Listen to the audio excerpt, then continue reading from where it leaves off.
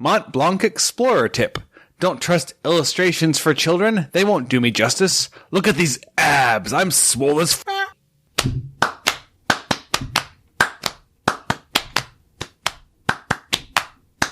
We've got 7 crew members here to have an adventure. Cross the Grand Line with you. Woohoo! We'll cross the Grand Line and have a grand time as we make our dreams come true. Yeah. We'll ride the knock-up stream to achieve our dreams.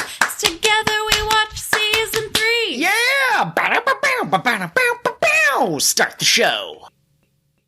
Hello there, and welcome to... No, I forgot the whole thing. Who are we? Fellow adventurers. I know. No, Okay. they are fellow adventurers. Yes. Do it Sorry, again. I wanted to... Hello, fellow adventurers of the centuries long past, and welcome to episode 62 of King of the What Now. What are we? We're a podcast. Okay. And We discuss anime? One Piece. One Piece specifically. Excellent. Which is just one piece of anime. Okay. Who are you? I'm me. I'm your host, Joel. I'm a longtime fan of the series, and also, I am a really swole botanist. Hi there, I'm Curtis. I am the co-host and a One Piece novice, and I'm an unsuspecting spirit tree. Ah! Chop him down! Chop him down! Ah! And you're currently holding your arms like a duck. What? Quack, quack. And I'm Kat. I'm the ghost of the show, sometimes here, sometimes in the mysterious Neverland. And I am the unstoppable tide of progress coming for your culture. They will kill your gods and leave you without any faith. Godless. Okay, we have, it's a little bit of a shorter episode today. Well, we watched fewer episodes than sometimes we do. We've watched 3 episodes, 186, 187, and 188, which is all of the Calgura Noland flashback stuff. So that took place 400 years ago, and Curtis is going to give us a history lesson. Yes, so get ready, class. There will be an exam at the end. You must remember all the dates and names. Of course. I have no dates, and I have very few names, so it will be very easy. Hey, Curtis doesn't have a date. But He's more of a plum man. All right. So, hey, Joel. Yes. You remember Montblanc Noland? Yeah, I think so. He's a liar, right? Yeah. Well, no. It turns out he's a very, very, very buff and attractive explorer and botanist. Okay. So we've been all been lied to about this fake liar. were you amazed at how hot he was? Yes, I was. I was like, this is not what I was led to believe Nolan would look like. What did they eat 400 years ago? It was apparently just flaxseed and protein powder. Pumpkins. Yeah. Oh, there you go. that's Pumpkins right. make you swole. Apparently. Pumping the iron. Pumpkining the iron. There you go. I'm sorry. I need to put a brief pause on Curtis's succinct summary because clearly we're in a very silly mood and this is the tone of the episode, folks. This is where we're at. We watched this episode. Curtis is going to get to this in a second. There was a lot of drinking on screen, and we went, we're young and impressionable adults, so let's all join in. And so we've just been drinking for the last month straight. Yep. Yeah, I mean... Mostly water. A little bit of Diet Coke, maybe some coffee. Mm-hmm. All right. So, Montblanc, he is an explorer exploring the world, and he finds the Shandora, or Shandorans, whatever, it doesn't matter. He finds them, and he finds that they are being plagued by a disease. They're about to sacrifice a woman to the gods, but he stops them and promises to lift the curse. We also meet Calgura, the father of the woman who's about to be sacrificed, and we also realize he's definitely related to Wyper. The same ball of rage. So after, some struggles, Nolan does finally cure the village, and then him and his crew party for a month straight. He befriends Calgura, and then something unknown happens, and the villagers just start to hate him, and then we find out what happened. Turns out, Nolan chopped down their sacred forest. Oh, no. But it's okay, because they sorted everything out with manly tears. And then Nolan returned home to tell the story, and the king, he wants that gold. So they go back. But it's 1 year after Shandora has been shot up into the sky.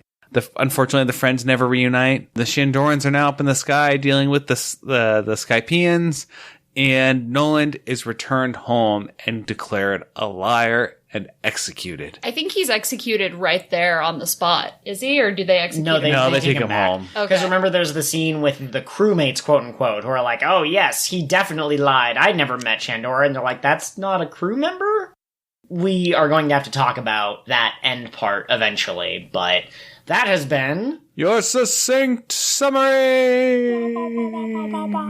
All right, now you actually told me we have started watching these episodes separately. That's right, folks. The King of the What Now marriage bed is cold and distant, and we have been Well, it's like when the married couple grows apart, they sleep in separate beds. So we here have all decided to go on our own pirate journey. So we watch these episodes not as a group. Is the metaphor I was trying to do? Yeah, I would say what has happened is much like the Straw Hat crew. We have been separated. Oh yeah, and at the end of the arc, we'll come together, and our friendship will allow us to. Are you the Zorro who gets lost, and like you're watching episode 500 and you're like, Joel, I don't know, what are you talking about, Shandora? What's a bell? Yeah. The last thing that I saw was two animate strawberries punching each other. That's really cute. That's a cute mental image. Joel, all I'm doing is I'm learning about the power of friendships with a lot of ponies. Am I watching the right thing? Yes. Joel, did we already say which episodes we actually watched? Yes, or were we you did. getting to that? Okay. No. But anyways, you told me that your habit has been watching a single episode each day, and then you start, 4 days, 3 days, 5 days before the podcast episode.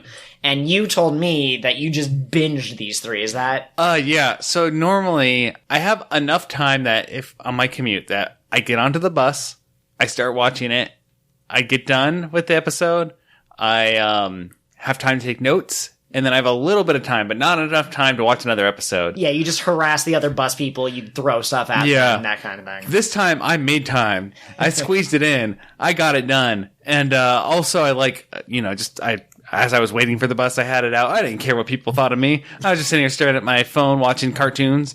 It was okay. But yeah, no, it was very interesting. It's a very good story, and it was cool to get something that happened in the past and then see how it connects into the present. I honestly would watch an entire anime just about Calgura and Noland becoming friends. That's how interesting this backstory stuff was. I had the same thought. Yeah, absolutely. With Zoro and Sanji, you see this rivalry between them, and literally anytime Sanji mentions a beautiful lady, Zoro's like, "You're an idiot." And every time Zoro, it feels kind of forced a little bit. Like, it's kind of funny, but it also feels like it's there just for the gag.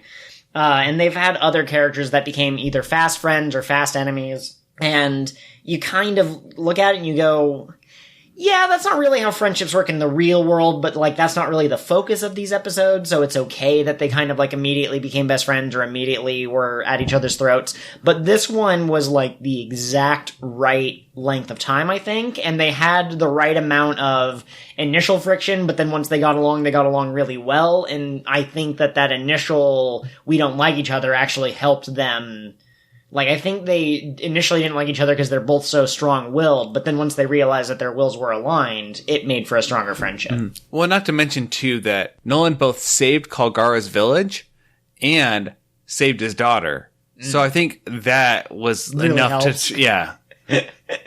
It sounds like you were watching the subbed. In the dub, they definitely put the more emphasis on Calgura. Instead of putting the extra emphasis on the ga. Calgara! Oh, there's no ga. It's No, it's Calgura. Okay. It doesn't matter. Pronounce it however you want. I just thought that I would let you know. Okay. If it sounds like we're snickering at you, yeah, we are. We're laughing at you. We've been listening to audiobooks, and the narrator has a British accent, and she puts R's in words that do not have R's in them. I've made a fool of myself online too many times because I keep putting R's in names. It's also interesting. I've kind of been holding this back. I didn't want to mention this at the beginning of the saga. For the longest time, I wasn't a fan of the Skypeia arc, because when I first got into this series, I felt that it dragged a long, long time. There's a long Luffy doesn't fight Eneru for a while. They don't even see him for a bit, and Zoro seems to be wandering around. They fight the Shandorian battles don't feel that great, like Braum and Katakiri and Wyper himself. But actually, since it's only 3 episodes, that's actually pretty short, you know? I in my mind, the flashback was like 17 episodes. It was insufferable. But watching it again, I'm like, what was I on? Like, why was I so out of my mind back in the day that I thought that this was this big, long, impossibly... Yeah. I will say the arc as a whole does suffer from pacing issues. Yeah. You have really good, exciting things, and then you have, like you said, the what's the guy's name? Wyper? No, the... Katakiri? Oh, Gadatsu. Yeah, you have like the Gadatsu fight and stuff like that, where it's like, this was a wasted episode. Yeah. So it's definitely hit or miss.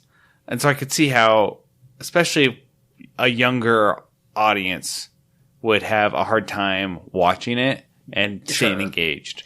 Yeah, well, and we care a lot about Luffy's journey and trying to become a Pirate King and trying to meet new crew members and the plight of the people that he's helping. But with Calgura and Noland, there's not that much fighting. And when there is fighting, we don't really resonate with them because we haven't had 186 episodes with them. But looking back on it, I do appreciate that it's kind of like a brief respite. And I do appreciate, I think it's like the exact right length. And I love the fact that we got to see the current giant snake's grandpa get beheaded, and then you see this little baby snake, and they're like, maybe in a couple 100 years you'll be as big as your grandpa. It's like, we've seen that snake. Yep. It also explains why he was so sad. He got back to the ruins, and nobody was there. Yep. He was like, oh, poor guy. Yeah. And now he's dead. He's been zapped. I'm sure he'll never come back to life, just like everybody else who's ever been zapped on this show. Yeah, Zoro is actually dead canonically, just so you know. They have to, like, they perform a seance, and he comes back, he's like, I only have, like, 5 episodes left, and they're like, well, shoot. Zoro is actually a cat, and so he has 9 lives. Oh. So every time you see him take an injury that should kill him, it did. He just rose again. Okay. And as for any fatal injury that Robin has suffered, it's because she can make multiple hands and stuff. There's actually 6 Robins, but she can't make any more than that. And once one of them dies, she can't. So she also has a limited number of lives. But that's why her outfit changes every once in a while, is because each Robin has her outfit. Yeah. What about Sanji? What's his thing? He made a fake Sanji out of mashed potatoes. Oh my god, could you imagine if he made a decoy like that? Like someone goes, that's it, Blackfoot Sanji, and they just punch him, and they're like, this is mashed potatoes, what the hell? And then Luffy, I mean, he's made of rubber. I think that that's his excuse. It's not that he has more lives or anything, he can take a lot of hits. He bounces and sticks to something. This is not an original thought, so please don't be like, wow, Joel, you're so clever. A lot of people in the fandom have made the joke. But the real reason that Zoro has never died is because anytime he suffers a near fatal injury, he sees the light and he tries to go towards it, but his sense of direction is so bad that he just can't make it there. So he returns to his own body. God damn it, I almost got there this time. I wanted to see my childhood friend Kawina. I see a field of flowers. Don't say that! I almost made it to heaven this time, but instead I just ended up in like this weird place, and there were a bunch of guys dressed like Vikings running around. I don't know what the hell that was about. I ended up in this weird place, and there was a little blue man with sunglasses, and he had long antenna. I'm doing a Dragon Ball Z reference. Gotcha. God, get on my level. You know, before we go any deeper into this, I think it's time that we go to our world-famous ad segment. So, of course, we have reached part 6. Part 6 of The Adventures of Blorf. You just got confused because this part was so sick, man. Yes, absolutely. And I just need to pull out my notes here. I'm just a little disorganized today. So, Blorf has finally returned from his long journey. He has finally brought peace between the foul duck king and the prickly purple pear people. It was a long journey that took him a long amount of time. He learned diplomacy. He was able to bring peace to these warring nations. He also managed to solve the ancient mystery of the 6 million piece puzzle, which took him almost an entire lifetime to put together. And he also found the cure for the dreaded tree disease that almost took his sister's life. This has all happened in the past, and now he has returned to his village. He has become a hero. He has learned to accept his spirit animal, the goose moose, Kaguma McDuba, who will now aid him on his adventure after a rough patch in their spiritual relationship. He has learned to accept the parts of himself that he once rejected.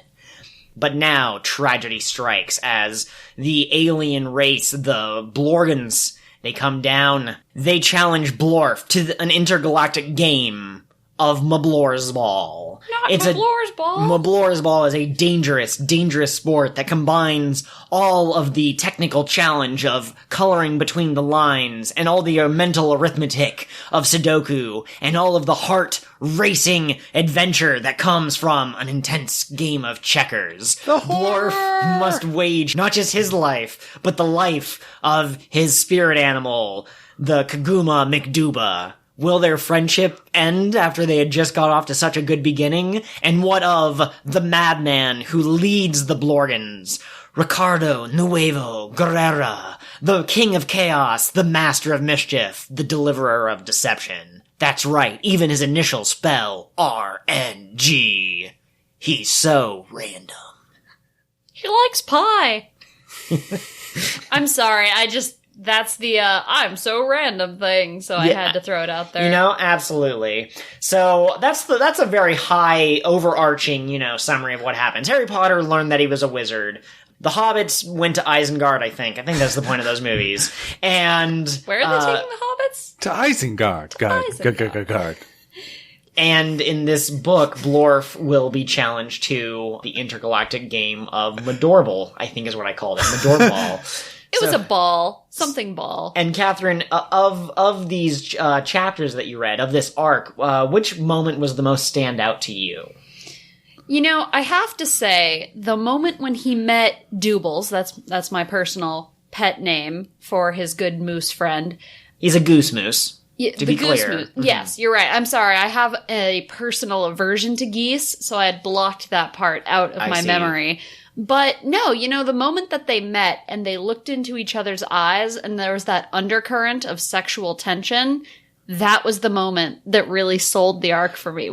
It was very spicy, and let me tell you, I did not think that we would ever see this level of romance in the book, much less with a goose moose, which, as we know, are particularly averse to physical touch. They're very high-minded about the proper time and place for that sort of thing. Right. Well, and it was very will they, won't they? I don't think it will ever progress explicitly in the books, but it's there. The fanfic potential is present. All right, so the heat of that scene is the one that drew you most into this series. Yes, exactly. Fantastic. And Curtis, we asked you to write us a 5-paragraph essay about the themes and the motifs, like you're in goddamn middle school or high school again. Yeah. But can you give our listeners just like a 30-second summary of what you found in your literary analysis of part 6 of Plorbs Mablorbs and the Adventures of Blorf?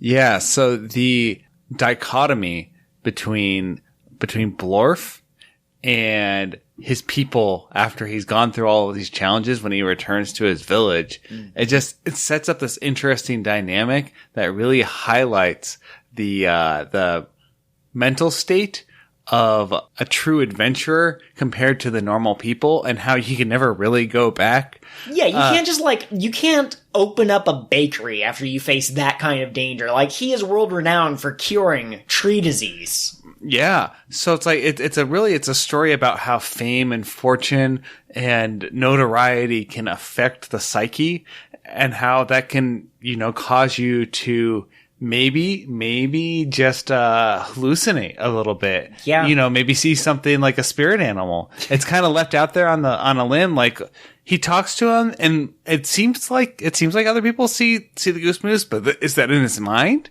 Oh, okay. I mean, it's very interesting.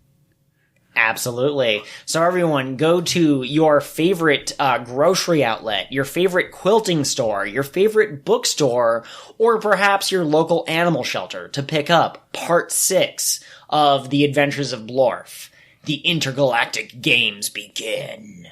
You know where else I saw a copy? Where's that? I saw a copy in right outside the bathroom of the gas station down the street. Okay. So I think it's just that one. It's just the single gas. Yeah, so you all know where I'm talking about. You got to go to the sketchy bathroom at the gas station down the street and ask them if they have a copy of Blorf. Ask the bathroom. No, just ask someone around there. Yeah, it doesn't even have to be someone who works at the gas station. That sounds like a fey trap. If you find something interesting looking in a bathroom, it's a trap, and don't touch it.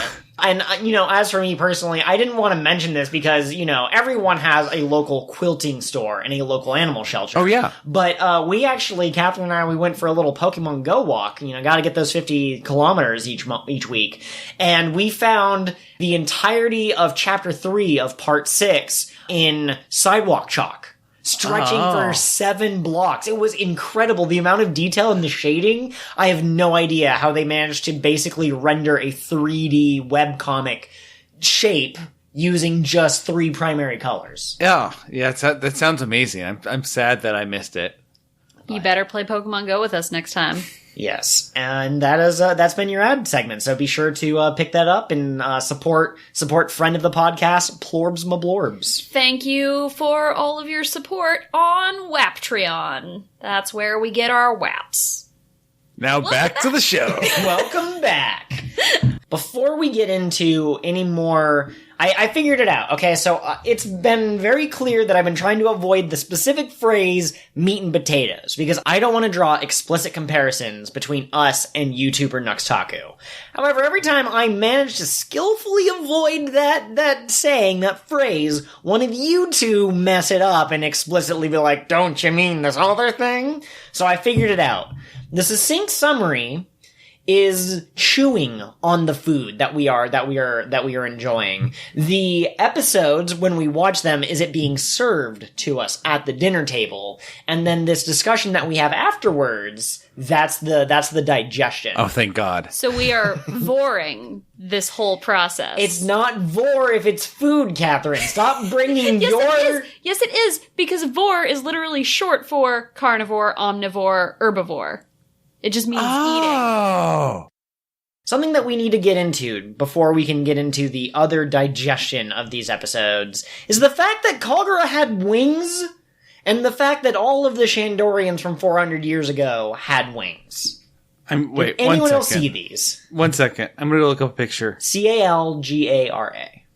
Oh my God, he does have wings. Right? So, how weird is that? Because we have this story that 400 years ago, the Shandorian part of Jaya got shut up into the Sky Islands, but clearly they had wings before that? Which does answer the question that you've been asking for the last couple of episodes, where did they get the wings from? I guess they already had them, so there was no interbreeding required with the Skypeians. Yeah, but does that mean are they actually Skypeians? Who had come down from the sky to live on the ground? When they remember that, though, is the thing. Well, maybe it was lost with the city. Maybe people in that part of the world just have wings. But, okay, so then the Skypeians are descendants of them? Yeah. At some point, those people got knock upstreamed. Yeah. Oh, so here's a question. Here's an answer. Okay, so did Gadatsu and the other people have wings? I believe that the priests do have wings. Satori did. Okay. And we know that Enaru had wings at one point and he tore them out, put the drums in.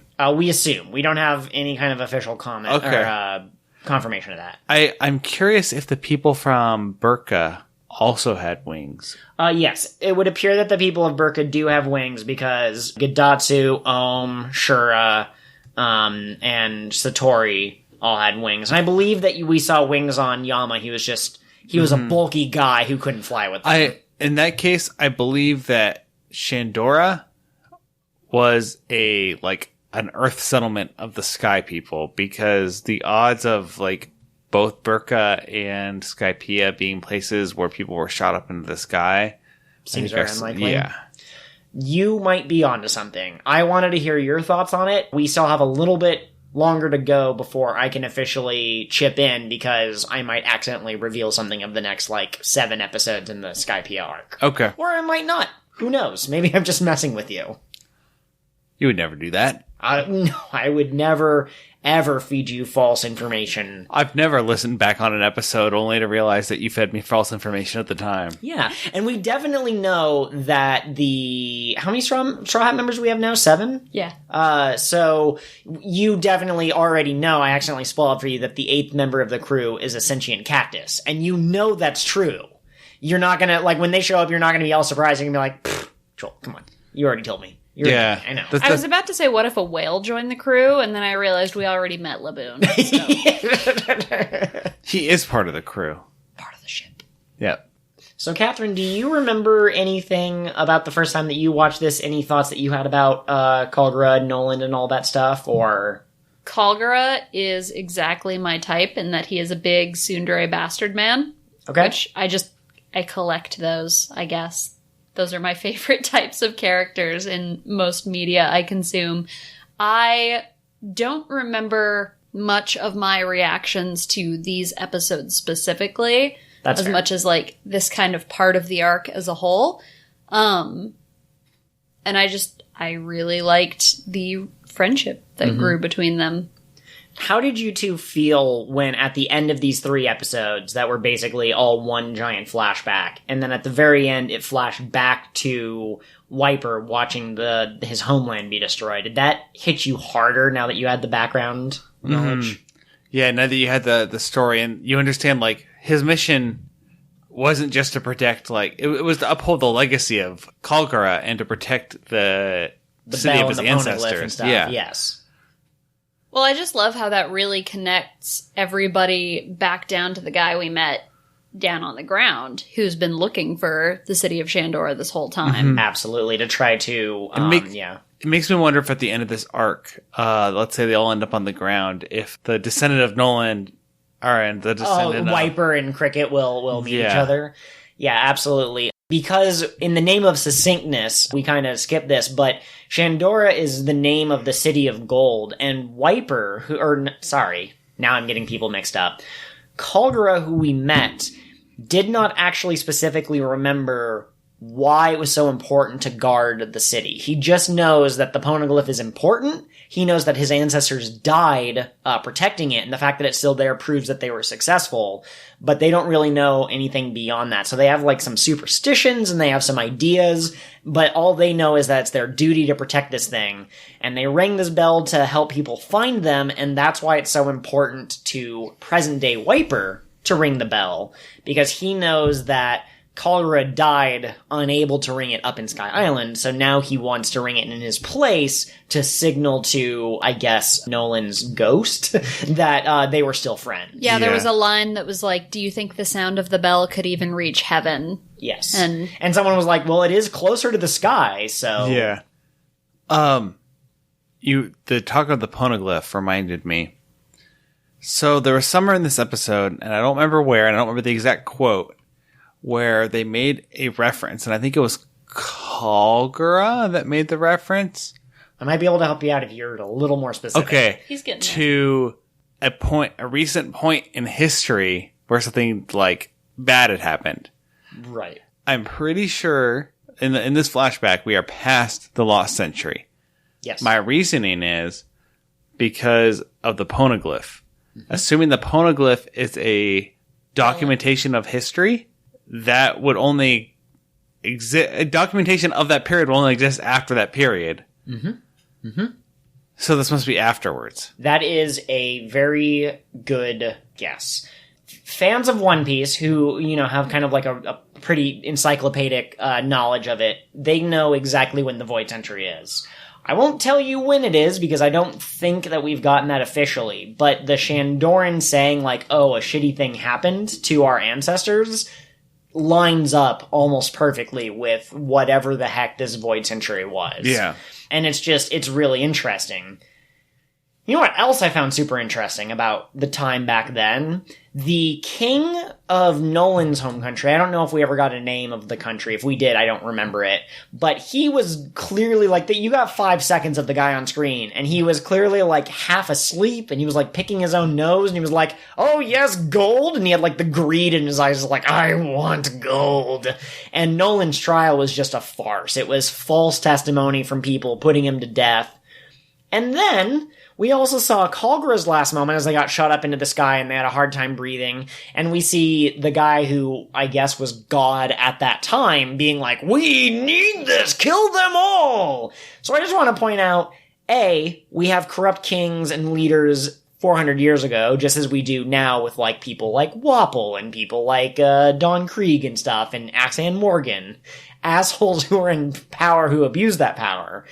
And then also, both the people in the sky and the people in wherever Nolan came from, the North Blue, both of them had asshole rulers, yep. Despite the fact that one was in the sky and one was on the sea. Yeah. And so the guy who was God at the time, he looked a lot like Yama, right? Yeah. The kind of the fat Is it guy Yama? No, I don't think so. I was going to ask how long they live. It might be one of Yama's ancestors, though. That would make sense. Or maybe there are just bigger people in the sky. That would also make sense then why, because wasn't Yama serving Eneru? Yeah, he was like the divine leader of the commander. Yeah, it would make sense why he would serve Eneru if he was like the descendant of somebody who got usurped by, like, maybe there were like a chain of them and then Gonfall took over and kicked him out. And maybe he was sour about it.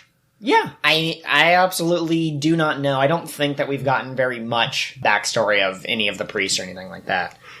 It's just interesting to me that the more I watch and rewatch and read and listen to people talk about One Piece, the more I realize, like, oh god, all of these bad guys are thematically linked to each other. Like, every single person who's a bad guy in One Piece has power and abuses it, and that's why Luffy wants to punch them so bad.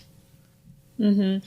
And every single arc where there's a bad guy abusing their power, there is somebody who has been a victim of them who is able to stand up against that because of Luffy's actions. Yes, exactly.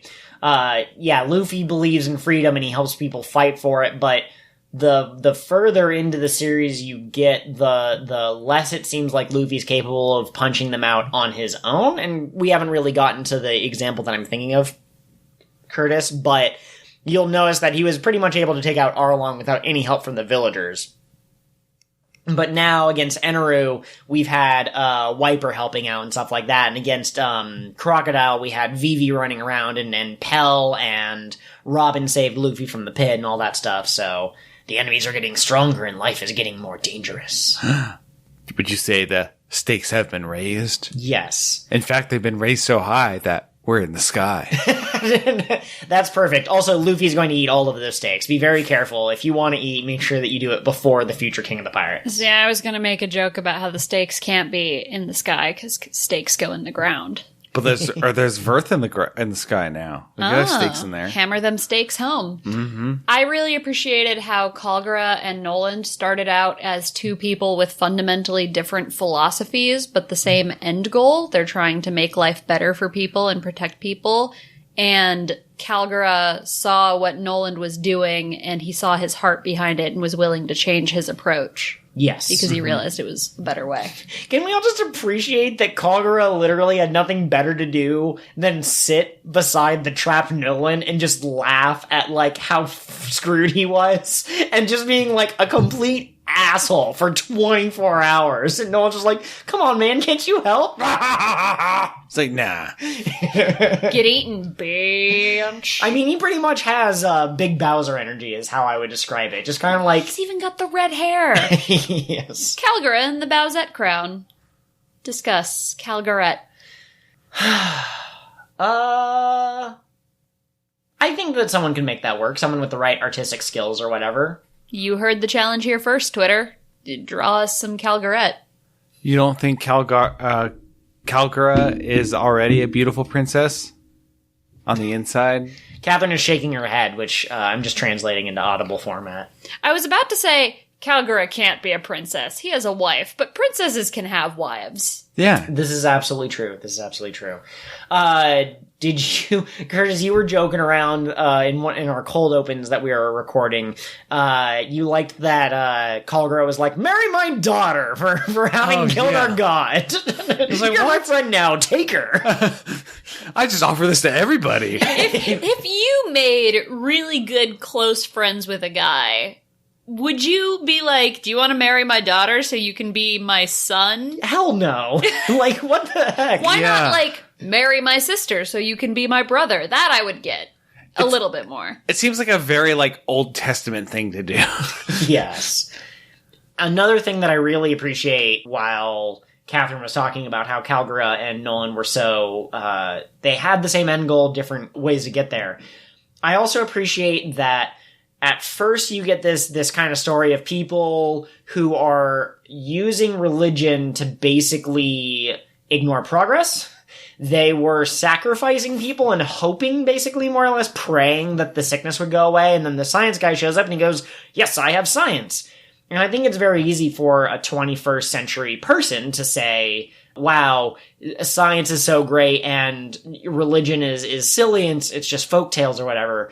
But then you get the trees being chopped down. You get Calgura and his village getting super upset, and Noland even says, I messed up. This is on me. I should have been more considerate. And I really appreciate that neither side was completely in the wrong and neither side was completely had all the answers. Yeah, I liked that too. It was very realistic. Like, him accidentally stepping on their culture without realizing it, and he was very respectful about it. Yeah. Noland and Calgura are both good people that I think if Luffy had had a time machine, would have probably asked them to join his crew. He'd be like, these guys have good hearts. Can you imagine just the powerful crew Luffy would amass if he were able to travel through history? I would not like that because I think it would imply that the bad guys, whoever they are, would also be able to do that, and so he'd go back in time and he would pick up people like Napoleon Bonaparte and Arnold Schwarzenegger and stuff like that, because One Piece is in the future. The future of our world, though? Apparently. Wow. Tell me more about this theory of yours. We've never heard it before. Well, I'm just being an asshole. I don't know what's happening right now. Something else that I didn't notice, but I was reading something on the Wikipedia about these episodes, and it made a good point. It pointed out that Noland pretty much single-handedly beheaded that snake. I don't remember what the original snake god was called. Zoro and Wyper together couldn't kill or hurt the one in Upper Yard, so either they were much stronger back then, which would be supported by the fact that they were all giant beefcakes, or Noland was further in his adventure / training / he'd leveled up farther than our current heroes in present canon. That would make sense. I mean, he seemed like he was very experienced at that point. Absolutely, yeah. He was one of the only people that ever went out on the sea, and he came back alive, and he did that like 3 or 4 times. And didn't he punch out like a sea king or something? They're like, we're out of food. He's like, 1 sec, I'll handle this. Yeah. He just dives into the water, and the crew's like, oh, he jumped overboard because he must have been desperate, and he just wanted to. They thought he basically. They're like, but look, he folded his clothes before he jumped in. He couldn't have been suicidal. And then he comes back up with a Sea King, and you're like, that doesn't make sense, but okay. I'm on board. He wasn't. Yeah, I was about to say. But I am. All right, perfect. Does anyone have any other kind of thoughts about these episodes? Trying to think of something that we could use to kind of fill the time, but I mean, really, we've touched on most of it. Yeah, I mean, I think if we wanted to talk about how these episodes kind of connect to the story as a whole, Luffy, if he encountered a group of people who were letting their people die of a disease that could be cured, he would have the exact same reaction as Noland. He wouldn't necessarily have the knowledge to cure it, but he would still be angry that they weren't doing something different. Yeah. Yes. I'm curious if Chopper would have the knowledge of how to cure that, because it's interesting because in One Piece you get a lot of people who are heavy specialists. So you have Mashira or Mashida, I don't remember quite how it's pronounced, but his one thing is salvaging. And so he has all the equipment for it or whatever, but he probably knows nothing about weather patterns, for example. And Nami's, the navigator, and Usopp is the sniper, even though, even in present canon, they don't refer to him as that, but that's basically what he is, right? But I wonder how much overlap there is between the botanist and Chopper. How specialized is Chopper's knowledge of medicine? I think Botany branches out and becomes medicine eventually. I was going to say, I think he would know anything medicinal about botany. Because I think he's proven in the past, at least in the last non-canon special we saw, he's proven that he knows how to find medicinal herbs and that. Right. So my assumption is he would know, I know this disease, I know there's a cure for it, and this is how you cure it. He certainly knows his way around mushrooms. Ha ha ha. Too soon. Rest in peace, Dr. Hirlock. That episode came out 15 years ago. Nope, too soon. He was my quack doctor. If you combined Dr. Hirlock and Karoo using some kind of weird science fusion thing, you would truly have a quack doctor. He'd have a fantastic hat. You really would. Oh my god. And that has been your final thought. Outro goes quack. And next episode, we will be counteracting? That's not the right term. We will be watching more episodes than we normally watch. We will be watching the last 7 episodes of the Sky Island Saga. Gasp! How will they defeat Eneru? Will Zoro wake up from his lightning nap? And will Wyper ever stop growling at people like some kind of feral cat? We know one thing for sure. There'll be laser bees. Pew pew pew pew! Buzz buzz! So ends the next leg of the King of the What Now adventure. We're sad to see you go, but we'll be here next week. If you crave some social interaction with us in the meantime, you can find us on all sorts of different media. We have Gmail, Patreon, and Tumblr. All of those are King of the What Pod. King of the What Pod at gmail.com, patreon.com/KingOfTheWhatPod, KingOfTheWhatPod.tumblr.com. Our Twitter handlers are a little bit different. You can reach me at KOTWN_pod. And you can contact me, Curtis, at Pirate Co-host. Also, please take a moment to rate and review our podcast on whatever platform you're using to listen. Not only will this help others find the podcast, but your constructive feedback will help us improve the show as we go. Thanks so much for giving us a listen. Until next time, follow your dreams and protect your treasure. Remember, it doesn't need to be literal treasure.